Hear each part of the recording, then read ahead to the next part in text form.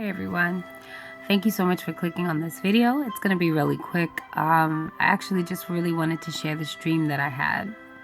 So I was really exhausted today and I took a nap during the day and I had a dream. And in this dream, I was in some island.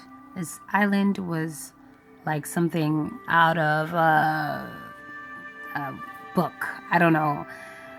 It was beautiful. It had this huge mountainous appearance landscape, and it was like filled with moss. So it was very green, and the waters were blue, very blue and beautiful. And these men were landing on this island, and they had a mission that they wanted to accomplish, and it was to go to this area in the island where the water, the river, would lay flat, then it would dip, lay flat again, and then there was a huge long dip down. And their objective was to jump the small dip and then get a boat and go down the large dip. I don't know why. This was really interesting because there were some of them was kind of apprehensive here, like I don't think we should do the big dip, but we could do the small dip. And there were some that were pretty determined to make sure they got both done. So they had equipment, they were ready to go. And then I heard something. It was very interesting because I thought they were insane in the dream. I'm observing them thinking they're crazy. And I heard in the dream that living in bondage as an adult is not preparing your child for freedom. It's only allowing them to see that bondage might be their only way to make it. I found that to be interesting because I was like, where did that come from? And I realized that these men symbolized freedom. They were free thinkers. They made a decision to do something. They set a goal and they were ready to accomplish it. But the apprehension and fear that came over me showed me that I wasn't prepared for freedom.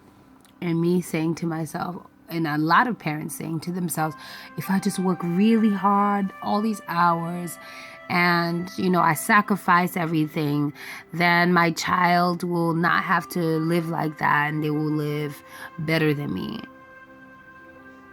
But I'm here to tell you that that's not the truth, my friends. By chance, many children have overcome, but they have a stigma still attached to them because of your hardship.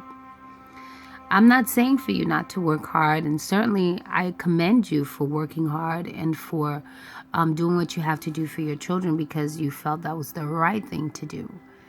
But I'm telling you this, in order to prepare your children to be free thinkers and to make and do things according to their destiny and purpose, you have to begin to live yours. I'm going to say this again. In order to prepare your children to live freely and to be able to fulfill their purpose on this earth, you have to begin to fulfill yours. You want them to avoid being in bondage, you have to be free from bondage yourself. See, it's kind of like the saying we say, don't do what I do what I say. It's kind of stupid when you think about it, but it's the same thing if you're acting it out in real life. If you're overworking yourself, you're working several jobs, you're unhappy and dissatisfied, and then you turn to your kids and say, I'm doing this so you don't have to do it. They're like, okay, but how would they know not to do it? Who's training them? Who's preparing them to be a free thinker? Who's preparing them to pursue their purpose despite the struggles and obstacles that might come their way? Who's preparing them to be fearless?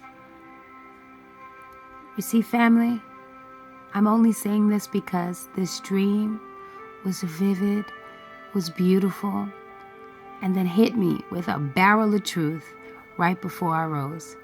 So I hope that it touches you. I hope it makes you think.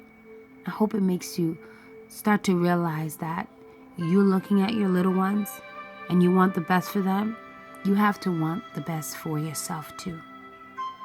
God bless you all and be well. In Jesus' name. Mwah. And don't forget, let's start together and live fearlessly.